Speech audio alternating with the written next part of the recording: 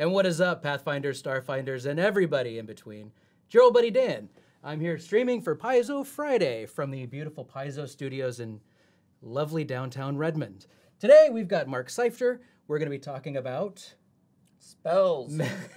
Talking about Pathfinder Playtest spells.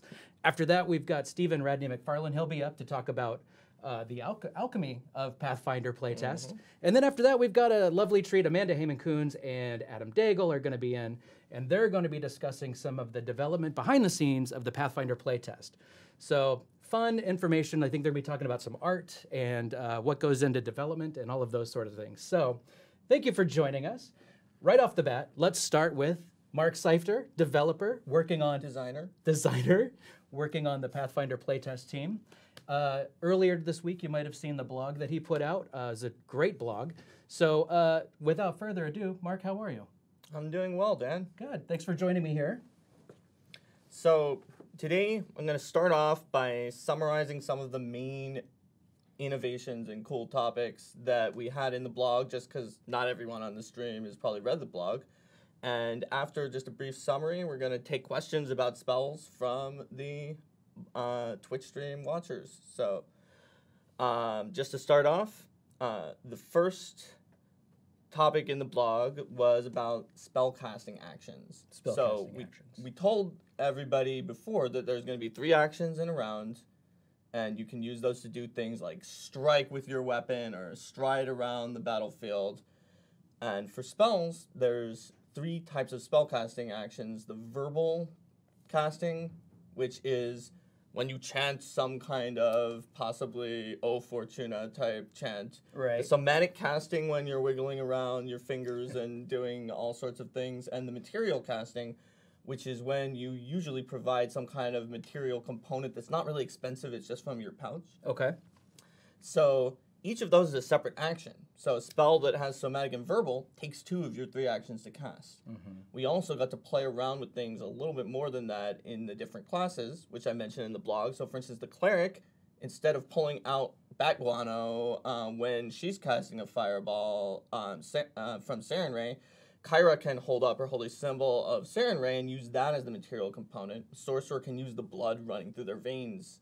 Still takes the material casting action, but they don't need the components.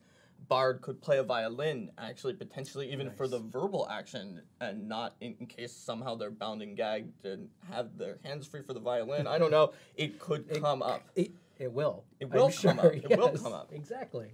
And the cool part about some of these combinations is we were able to sprinkle in certain ways that even though the system processes things in a new way, it can do things in the old way that you expected. And some people on the message boards in the thread have started picking up on that. Like today, I think message board poster Quid S said, hey, I noticed how when you cast a 3-action heal spell that adds all 3 components, only the last one that shoots out and channels energy to everything requires you to raise your holy symbol. And in Pathfinder 1, you needed to hold up your holy symbol when you're using channel. Right. So we can sprinkle in a lot of things like that. That's some of the cool stuff we can do with the actions. Nice. So one of the other new things we're doing with spells, and when I say new, of course, it's new to us, but there are lots of other role-playing systems that have similar kinds of styles of this. It's gone back for many years, and in 3rd edition in Unearthed Arcana, or Expanded Sonic's Handbook, they had the ability to raise up your spells and do something cooler later on. 5th edition has that too, and we have that as well. So let's say you're casting invisibility. Everyone likes invisibility, but when you attack, it breaks the invisibility.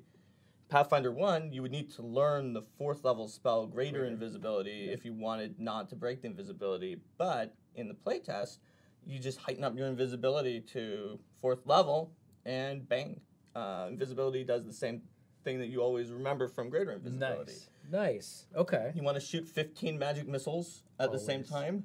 Just cast our super high level magic missile. Okay. You can do that. So heightening allows spells that you know and like and that are part of the theme of your character to kind of grow with you and do new and cool things, which makes it easier to play the kind of character you might see in fiction who is specialized in like a certain kind of magic and likes to use that kind of magic rather than be like, oh, no, well, I've got to stop using fireballs and start using cones of cold because even though I'm a fire mage, it's going to be a while until I get delayed blast fireball and stuff like that.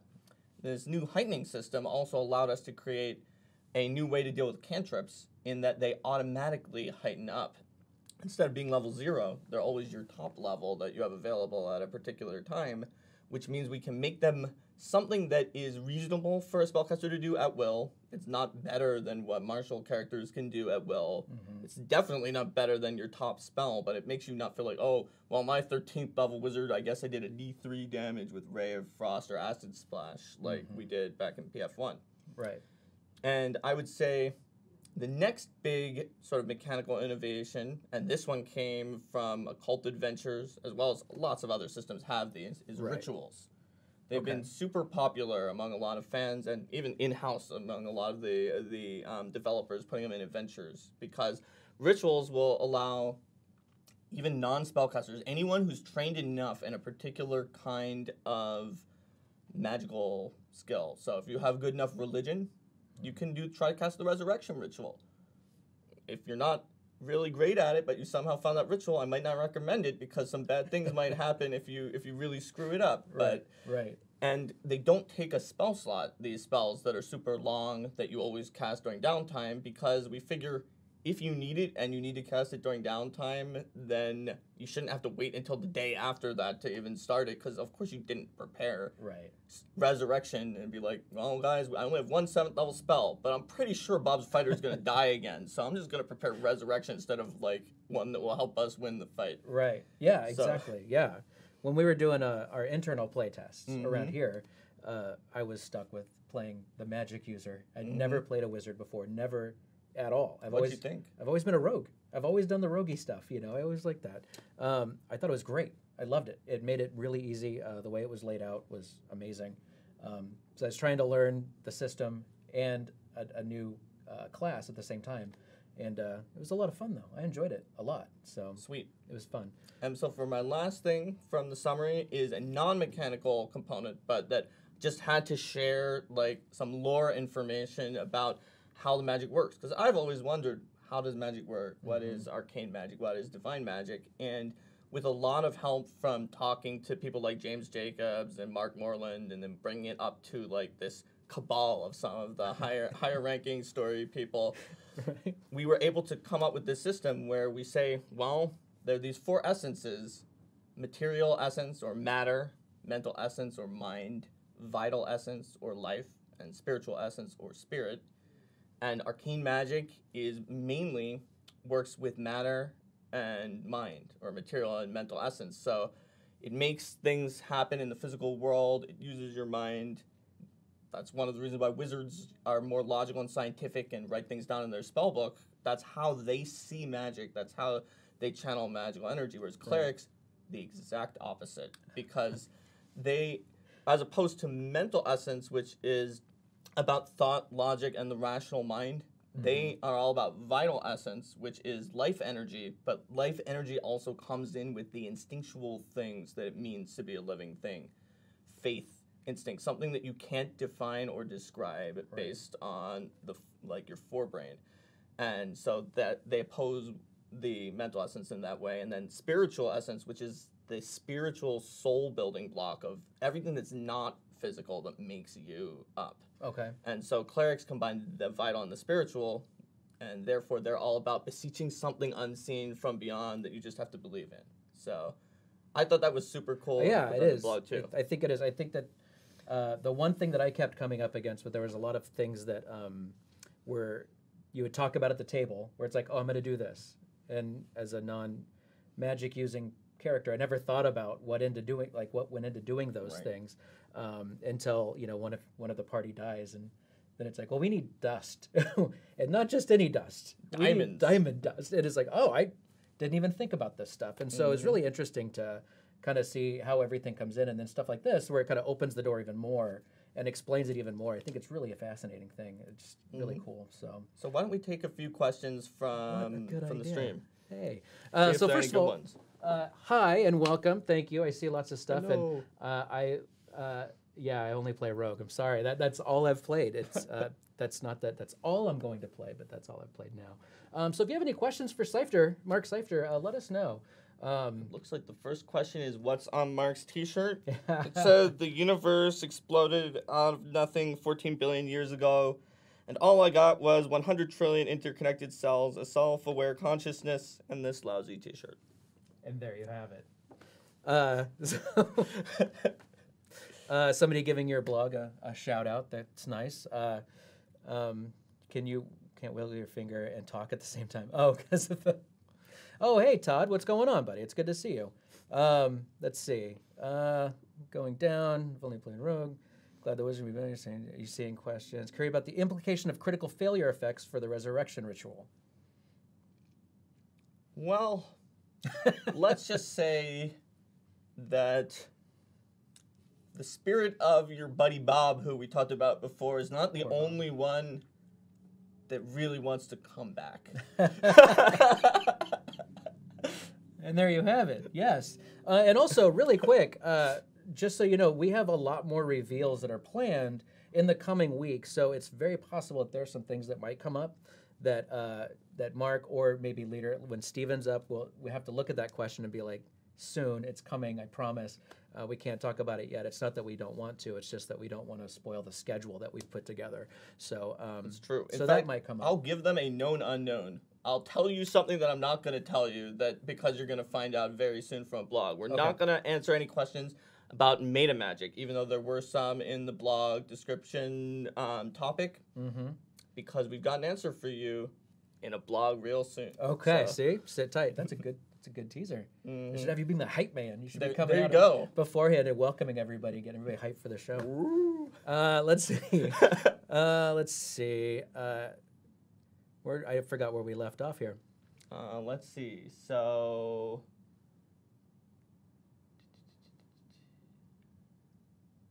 there is someone who is asking, what about eschew materials and sorcerers? Well, I actually answered that previously. Ekusaru.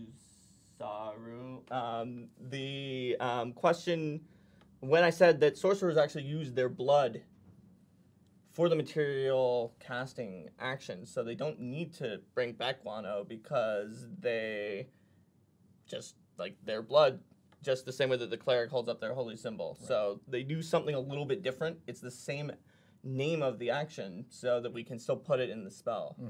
Right. Do we want to talk about the spell lists?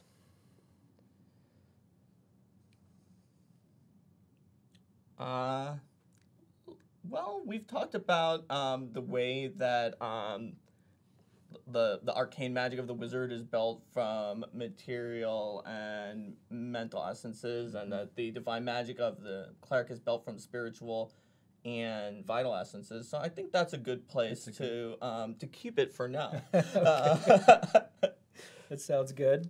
Let's see. What balancing in the new concept of heightened spells, eliminating spell lists against old concepts like sorcerer's limited list of spells known.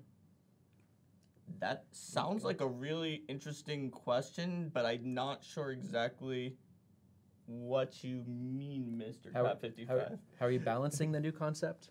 How are we balancing the idea that is it about how we're balancing the idea that heightened spells give you a lot more things? So like a heightened invisibility gives you both greater and regular invisibility with limited spells known? That's possible. Okay, we'll answer that question in case that's the question. Regardless, we're answering that one. So the way that is generally balanced is, and we're gonna want your help with this big time, because we've been playing with this recipe pretty much every few iterations, and we give the spontaneous casting classes a certain number of sort of spell lines that they can just always get all of the heightened versions of their favorites. Like, for instance, if you have heal on your spells, that's a good one to pick because you can just heal all throughout everything. Right. And then once you get past those, you can learn specifically the other ones you want that are just cherry picking. So, for instance, I don't remember exactly which ones invisibility has. For purpose of this, let's say it's just the second level and the fourth level. Right. So you might be thinking, well, I don't want to use my entire spell lineage on invisibility, so I'll just pull it as a second and a fourth, and I'll use my free getting all of the spells heightened up on Fireball fireball, so I can got a fireball for any situation, which you always You want. always do, yes. It looks like we answered the right question. Yes! Nailed it. Right. So we've got time for one more question, and let's say, what's with the two-handed requirements for alchemical items? That sounds like a question for Stephen. Oh, that's for Stephen. Although we're looking into that. So, but let's answer: do expensive materials still exist? That's actually a really good question that comes out of what we were talking about actions. Mm-hmm. We have expensive materials. They're called costs now. Costs. And because they're called costs, that lets us do some very interesting things that you might not think of for a material component. Mm-hmm. Now, we haven't gone all the way down the rabbit hole yet, but it opens us up for what is the cost? This spell costs, well, as you said, 5,000 gold pieces of diamonds. This other spell, maybe it's an evil spell that costs like the life of a sentient creature. Or the Fae might ask for a bargain where like your laughter is the cost of their spell or something like that. So it's a cost, and anything would have its particular cost listed there. It's separate from the material casting action because of the fact that allows us to have a spell with a cost that doesn't have the material casting action and use the material casting action in a different way for any individual class. But even if you're a sorcerer or a cleric or whatever, you still pay the cost. Right. Magic comes at a price. Always. As long as it has a cost, which As most of long them as it don't. has a cost. All right. Well, Mark, thank you so much for taking the time to sit down. Yeah, it you're was welcome. a great blog. If you hadn't had a chance, go to Paizo.com, read the blog that Mark wrote. It is really good. Comment on it. And comment, yeah. Jump in those forums. Do some commenting. We are going to take a very small break while we usher Stephen out or usher Mark out and bring Stephen back in. And if you have questions for Alchemy, think about those questions right now. We'll be sitting down chatting with Stephen in a bit, and then we'll be taking some more questions after that. We will be right back. All right, welcome back. I am now here with Stephen Radney-MacFarland. I think I changed his. Good. Yeah. New name is up. So sweet. And is that us? Maybe you can. Oh, yeah. Yes, that's the thing. It's true. So I've got music playing for the intro cards that I took, and actually that music is from the audio dramas by Big Finish, the Pathfinder audio dramas. Oh, okay. And I think in one of them, I thought that was us. Like, I thought we were being picked up through the microphones, but I think that there's actually audio in that music for some reason. I don't know why. But anyway, that's where that music comes from, is from the audiobooks by Big Finish. They're really good, the audio dramas. Oh, cool. So anyway, I'm here with Stephen Radney-MacFarland. And this week, earlier this week, you had a blog post on Paizo.com under the Pathfinder Playtest section for Alchemy. Yeah, in fact, that came up this morning. So, basically it kind of explains what we're trying to do with Alchemy with the playtest. It starts out basically me just musing about the history of alchemy in the real world and how it was kind of a proto-science that eventually led to chemistry and, of course, other scientific sort of revelations. It was all over the world in various forms. China had it, Africa had it, everybody had a version of it, trying to explain the universe. And the idea there is to take alchemy that's in the game that was highly tied to magic items and for good design reasons in first edition, and try to pull it apart to something a little bit more like the mad scientist, mad engineer kind of character class that we wanted for the Alchemist. So it sort of explained some of the thought process. It gave some information on bombs, which are the main alchemical weapon, and how we changed those. Instead of alchemists having just their own bombs that were just kind of a special thing, we latched it on to the bombs that were already in the game: Alchemist Fire, Bottle Lightning, Acid Flask, and so on. And then how we've changed elixirs. So during my research on how to split this apart, alchemy and elixirs come from some of the same root words in Arabic. And so I was like, we'll just call. Interesting. Yeah. Okay. Al, it's, Oh, right, yeah. And so I was like, we could, the potion-like things that are for the alchemist, we'll just label those elixirs, and potions are potions. And so that's why that splits there. And then from there, I go on and I talk about tools and poisons and some of our grand plans to make poisons cooler and a little bit more usable in this version of the game. Because they've always been part of the Alchemist bailiwick, but in first edition they were so expensive and so kind of hard to come by, and then sometimes so hard to use. We just thought we could make those a little easier, make them a more interesting part of the game. You know, and then you can poison your friends, and it'll be fun. Why not? Yeah, why not? As far as the blog post goes, what kind of feedback have you been getting? So I read a little bit of it this morning. I've actually had a nice day off so far. So, yeah, so really quick, Stephen, SRM, was nice enough to come in on his day off, which happened to be on Friday, the 20th. Whoa. Anyway, so yeah, I peeked on this morning, partially because I just wanted to see if it went up, and it had just gotten up. For the most part, you know, people have questions, and some of them are good questions. The bombs really take two hands and everything else, and I'm a bit torn on that one. We will need to get to that, because that was a question earlier. I did not forget. People seem to be liking at least, you know, how we're doing with the split. Sometimes every once in a while it's like, we need more of this. You need like crazy contraptions and whatnot. And we're going to get there, of course. But we need to do the basics first. So, yeah, people seem to be liking it so far, right? Nice. Of course, the proof is in the pudding. You know, when people start playing with it and testing it, and of course they're going to tell us, you know, where it went right and where it went wrong, and then we can make adjustments. So far so good. And people are liking what we do with the class. Of course, there's a lot of questions, and there's going to be a lot of questions, or a dwindling number of questions as we hit the release of the playtest, and then people play it, and then we'll take a look at the data and go, well, what did we do right, and what do we need to fix? Right. So. Yeah, absolutely. I'm already seeing a couple questions here. How high do item levels go? Is that something we can answer? Well, one of the things, you know, it's like one of our sort of design goals is level means so many things in the game, and we kind of wanted to reduce the number of things that level meant. And some things we found extremely difficult to do, but most things they go on the typical 1 to 20 scale. And so and a lot of that, like I saw somebody is like, does that mean that if I grab a 3rd level item and I'm a 1st level character, I can't use it? No, that's not the case. What item level usually talks a lot to is the crafting rigmarole, like how, you know, what kind of things can you make if you have the right formulas and the right material, and of course the time to do it. And those things are very important to the alchemist, and it's good to give, because they're very important to the alchemist, it's good to give a large kind of stream of levels for that. So you're going to find 20th level alchemical items. One of the main ones is the Philosopher Stone, which is pretty iconic for alchemists. And then you're going to have levels going all the way up.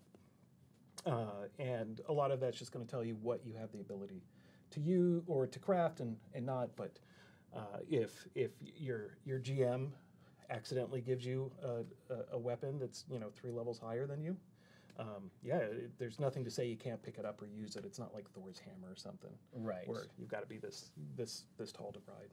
Nice. Yeah. Nice. The handle's our Twitter. So when it comes to the alchemy and the blog and your official title for the Pathfinder Playtest team that you're on right now, you're senior designer. Yeah, that just means I've been here for a long time. Yeah, well, and that's good. Right. You know. It just means I'm old, right? It came with a membership card and everything else. It's a very special job that your title reflects how old you are. Right. So congratulations. So, so in coming up, so that the team that's been designing the game so far, right.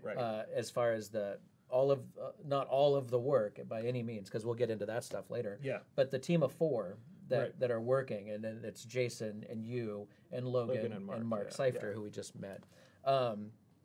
So when it comes to that kind of thing, when you're doing the alchemy thing, and you have the blog for alchemy, does that mean that it was basically, we need to develop this alchemy thing? Stephen, you do it, and that's why you wrote the blog, or is it just a thing where? Well, I did a lot of the design for alchemy. That doesn't mean that the other team members,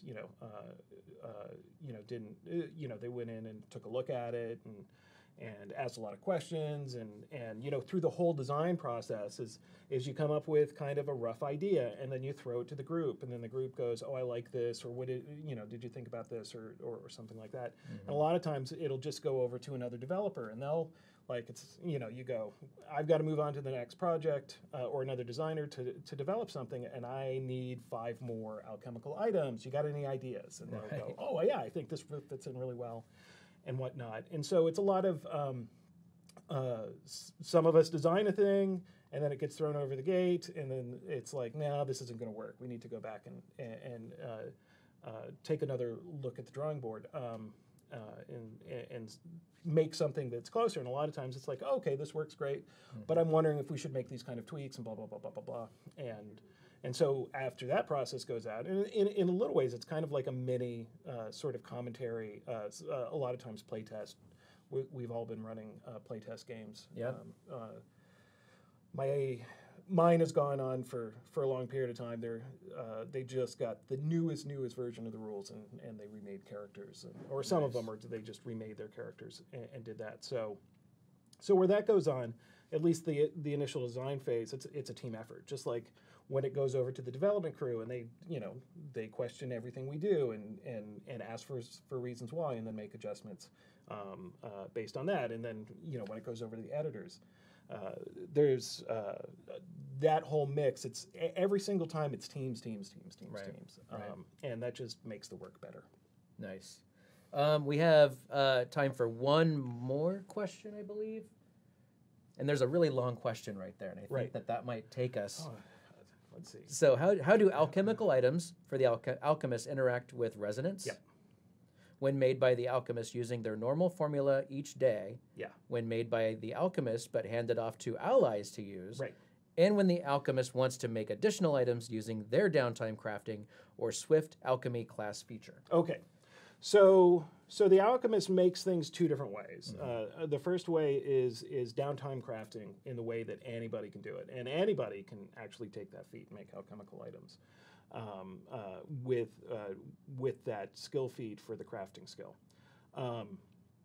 And everybody makes those items in kind of the same way. And it doesn't take any resonance to make those items. It takes time and gold. And so the alchemist can sit in its lab and cackle in great delight and make all the bombs or elixirs or whatever that his heart desires. During quick alchemy, advanced alchemy allows the alchemist to do it in 2 different ways. One is to make larger batches of items, usually in the beginning of the day when they prep and everything else, and it's kind of like the plan. And they don't have to spend the time and the gold for that, but they do spend resonance, right? And when they use those items, they don't have to spend the resonance cost, because in some ways they've already spent it. Okay. And then with quick alchemy, they can do it really quick and on the fly for resonance costs, and that goes under the same thing. You've paid the resonance cost. Those things are very unstable. They only last for a very short amount of time. The ones you do in the beginning of the day with resonance are also unstable. But they last for longer. They last for a 24-hour period. So that gives the alchemist their flexibility. So one, bombs, you don't spend resonance to throw bombs. Bombs are just weapons. You can give them to a buddy. They don't need to spend resonance. They just need to hit with the darn things. Things like elixirs, a lot of elixirs, you do have to spend resonance. But if you made the thing in the beginning, if you made like the Bravos brew, and then you want to drink it, you don't have to spend the resonance for drinking it. It's a special alchemist thing. It's your stuff. Okay. You've already spent the cost. You don't need to spend it again. It's got your mojo in it, I guess you could say. That sounded kind of naughty. But PG folks. Right. But if you give it to your friend, they have to spend the resonance cost still. Ah, okay. So interesting. in some ways, that quick unstable stuff is really good for you, not so good, resource-wise for your friends. But that flexibility allows you to do things like, oh crap, the healer's down. I guess I better make an elixir of life really quick, get the healer back up, so the rest of us can get back into fighting form. Right. Yeah. Right. And then finally, Yep. what's up with these 2-handed bombs? Oh, the 2-handed bombs.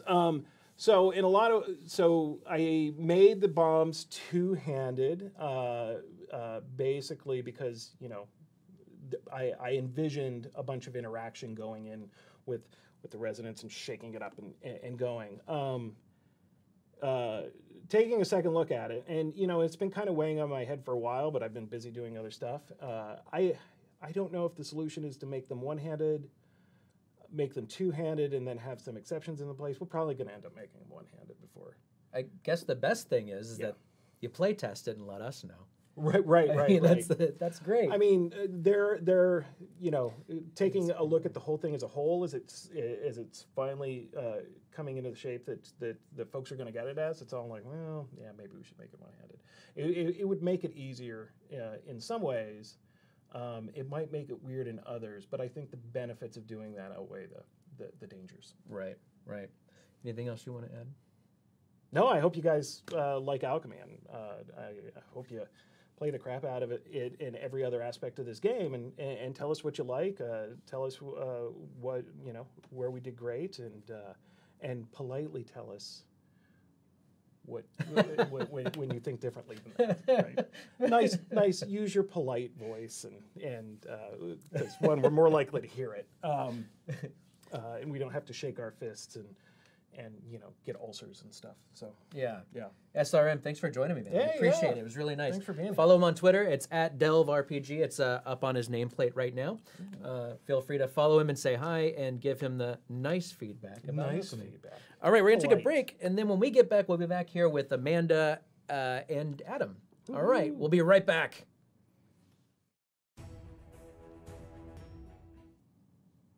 Welcome back, everybody. We are back with Adam Daigle and Amanda Hamon-Kunz. I'm back here behind the computer because I couldn't, there's no room for me. So I'm back here behind the computer with our lovely Extra Life swag that was sent to us. Thank you, Extra Life. Hashtag for the kids. And so what I thought would be good is we've been talking about the blogs quite a bit, and I thought it might be fun if we got some folks in to talk about art and the development of art and the development of the Pathfinder playtest itself. So Adam and Amanda were nice enough to give their time to come in and talk about that. So without further ado, Adam and Amanda. Hi there, folks. I am Amanda Hamon-Kunz. I am a managing developer, sorry. I just got a new title recently, for Starfinder, and I was the lead developer on the Pathfinder playtest. And I'm Adam Daigle. I'm managing developer for Pathfinder, and I did development also on the playtest book and on the playtest adventure. So one of the things that we are really excited about for the Pathfinder playtest is some of the new art that we'll be presenting as part of the playtest and moving into 2nd edition. And one of the really cool things for us here in-house is that 2 years ago, so well before anybody had any idea what we were working on, we had Wayne Reynolds come all the way from the United Kingdom to the office here in Seattle, and for a week he worked on some concept art for the Pathfinder playtest, which I think Dan is going to be showing up on the screen there. But Wayne worked with a star-studded cast of a lot of our executives, with Eric Mona, our publisher, with Sarah Robinson, our creative director for art, and really refining the look for how our iconics looked, how our different ancestries are going to look in 2nd edition, some of the monsters, equipment, and things like that. So what are we looking here on the screen now? I just put up the sketch of the Pathfinder playtest cover, and I just recently took it down. So I'm watching you talk again. Sure. So let's talk about that cover a little bit. Yeah. Adam, I know we have some interesting little piece of trivia about that cover as related. It's definitely an homage to the original Pathfinder beta that we did 10 years ago. So you'll see, you know, the white dragon is very similar and it's fighting some iconics, but you know, there's some new figures in there, like the Goblin Alchemist. Yeah, right, which the Alchemist is the last class that we discussed here on the stream. We were really excited to sort of put a new sort of visual spin on the Alchemist and introduce Goblin as one of our core ancestries, or at least a test of one of the core ancestries. And so Eric had joked a little bit about how there probably weren't going to be a lot of people outside of the building that would recognize that homage to that original beta playtest. And I'm not so sure. So if you're in there in chat and you think that that's cool or interesting or have any questions, please do let us know. But it was very much a good and fun thing to have Wayne in here for a week and interact with him and talk to him a little bit about just the long visual history that he's been involved with Pathfinder and his ideas going forward. What were some of your favorite parts about having Wayne in here? One of the things is just like Wayne has been with us for so long. Yeah. I mean, like he did a lot of work back when Paizo was doing Dungeon and Dragon magazine, and he's also played our game for a long, long time. Like another little bit of trivia, our iconic crow was actually one of Wayne's characters. So snuck his own character into there. But one of the things is like, you know, he was given a pretty good amount of freedom in developing some of these ideas and like making some of these changes, most of which are just small tweaks. I mean, with the fighter preview blog a few weeks ago, you noticed that Valorous is using a shield now, so it's a little equipment change, a little, you know, costume changes. As we get deeper into revealing more things, we'll reveal some of his creature changes that he made. Some of those are really exciting, but we can't show you yet. We gotta stretch the stuff out. Still secret. Yeah. But he was given a lot of freedom, and I really love what he did because he gets us and we get him, and that relationship we've had with Wayne has been something that's been really, really great. Yeah, and it's very exciting to have involved him from the very beginning and have him in the office for some of those conversations about, like you said, having Valorous have a shield now, having some of the costume changes and really being able to build that from the ground up was very exciting. And Wayne is also going to be at Gen Con this year, I believe in our booth, actually. Yep, probably, right? at least for some time. Yeah, so there probably will be opportunities for signings or just interacting with him as well. So that was really neat for us as kind of developers, but also fans, right, since he's been involved in Pathfinder for so long. One of the really interesting things that Wayne did is the Ancestral equipment. Right? So you want to tell, you were kind of just out there. Yeah, one of the things, and I think this showed up maybe when we were talking about the dwarves, but one of the things that he would, the halflings. Oh yeah, the halflings. The bull and the helmet. He did some pictures of some halflings that might have already been shown, or Dan might be pulling that now. Awesome. So you got those three folks there, and but he also did these breakouts where he would, you know, design some of their equipment and stuff like that. And we've got this other illustration that shows like halfling versatility. You know, they want everything to be useful. You know, so maybe a helmet could turn into a soup pot, or a shield could serve another purpose. Yeah. What was the frying pan? Isn't there something? I think that was the shield. Yeah, right. Yeah. So you've got the halfling holding the shield, and then on the sheet of equipment, you can see the actual frying pan, and that's the same thing. Yeah. Right. Yeah. No, that's just really cool. And some of the designs for stuff change in ways that better reflected the campaign setting as well. The work that he did with some of the elven equipment and some of the elven costumes was really cool. So elves had a very sort of like nature-y type of look to them before, and we really sort of pivoted that to make them look a little more alien and a little more reflective of the fact that they come from a different world. Right. Yeah, so some of the designs are a little more, I don't know, is geometric a word? Yeah, there's, I don't think we had this piece in this batch, but there was like the little honeycomb patterns on things. Yeah, and so just kind of like the kind of alien insectal in a way. Yeah, insectal, that's a really good word, because I think the helmet, right, in one of the fighter pieces or something for the elf is really just sort of like streamlined looking and kind of like space agey, which is really, really interesting from a design standpoint, and different, right, from what we've shown people in the past. So let's see, what else do we have to talk about for art? Have we already burned through all of our pieces that we're showing? I have not done. I haven't done Harsk. Okay. I haven't done the weapon card yet. Oh yeah, Harsk got some weapon changes as well, didn't he? Yeah, he's no longer holding his big old crossbow. He's got two weapons out and ready to go.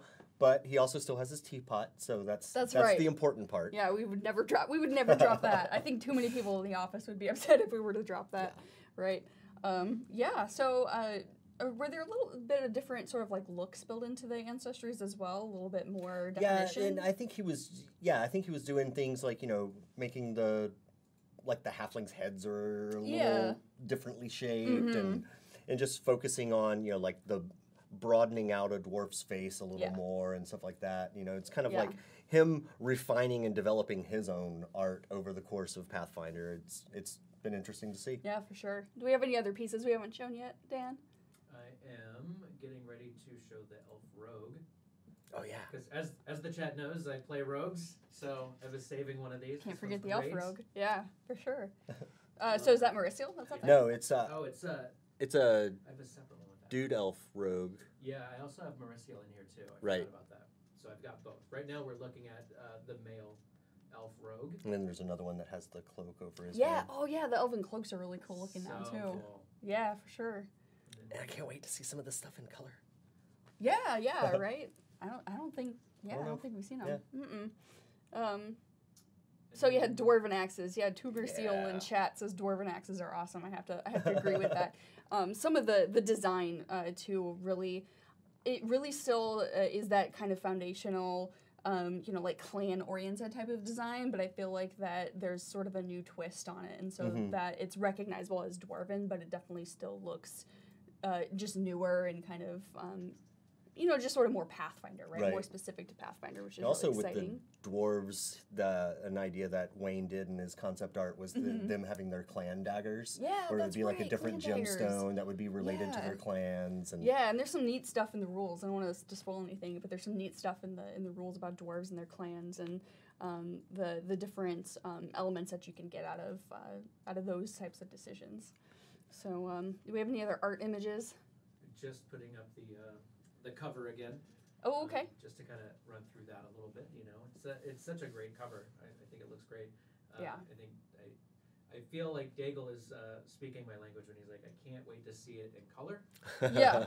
They're gonna be amazing. Yeah, as cool as it is to see those sketches, for any book, but especially for this one, when you see it in color, it's sort of not the same and different, and it's a cool experience to be able to be like, oh, I'm one of the first ones to see this. So we were talking about art and Wayne, developing things over the course of Pathfinder. Do you want to talk about our job in developing the playtest materials? Yeah, absolutely. So, as the developers on the book, we worked very closely hand in hand with the design team in figuring out not only the logistics of when things were going to be ready for us to look at, but exactly how all of the technical aspects were going to work. And what we started with was the playing the game chapter, which is the core engine of the game, right? And you want to talk a little bit about how we kind of split that up and dug into that? I think you're probably more qualified for that part. So really You what were we deeper did. into that chapter than me. Yeah. So in general, Adam and I worked very closely together, bouncing ideas off of each other, gut checking things with each other as we're going through the development. But when push came to shove, we only had so much time to work on this book, and so there were pretty big chunks where it was like, okay, I'm going to work on this, and you're going to work on that, and as we have questions for each other and things that interact with each other, we'll get together and we'll ask those things, or we'll go to the designers with those questions or whatever was appropriate. But there's some things that I mostly worked on, some things that Adam mostly worked on, and it was a very fluid back and forth type of system. So for the playing the game chapter, we kind of split it up into half, and we looked at the core engine of the rules, and made some suggestions and asked questions, and made sure that we understood how everything worked. And then once we had sort of that sense of things, we went into the rest of the chapters to see what touched what and what we needed to adjust, and what sort of questions might be brought up by things that we were examining and going in depth with. And then we dug into the classes. Right. You want to talk a little bit about that? Yeah, and also with the classes, something else, as us splitting things up and then backstopping each other is, of the 12 classes, Amanda took 6, I took 6. Yeah. She stuck more to casters, and I stuck more to marshals. We figured that was a good dividing line, and yeah, and a lot of what we did just as development. For one thing, the designers, they're the ones they built the engine and put everything together, and we in development were basically just kind of like checking things, making sure the readability is good, usability of the book. Yeah.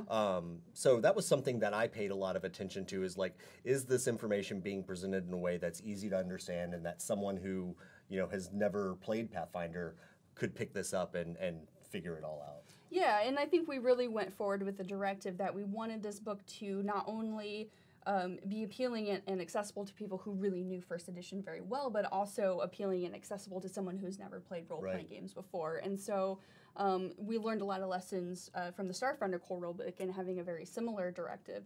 And so we were looking at the material with an eye toward, if I've never played a role-playing game before, but I'm really excited to try to get into Pathfinder because I've heard of it, what are things that wouldn't make sense to me? What are things that are concepts that I wouldn't necessarily know about because I haven't played Pathfinder for years or months or however long it's been? And so we were really looking at the early parts of chapters to make sure that there was enough explanatory material or that there was enough definition to some of the core rules terms and some of the terminology that we were using in there. And so you'll find in that book that there's going to be a lot of just kind of explanation and clarity and things that might not necessarily be in like a book that is like, you know, the next edition of a long-standing game. It was very important to us to make that accessible, to make that to basically lower the barrier for entry to Pathfinder.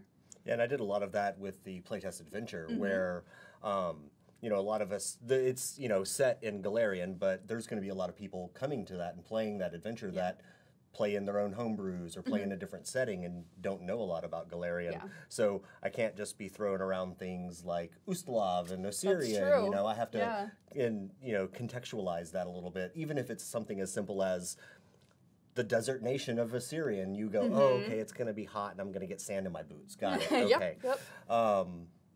And yeah, like, and with the adventure, the playtest adventure, James Jacobs worked with Jason and Eric to kind of get the outline together, and then it was split between, you wrote a chapter, I did, yeah. James wrote a chapter, Jason did 2, and then, Stephen did 1, Logan did 1, and Mark did 1.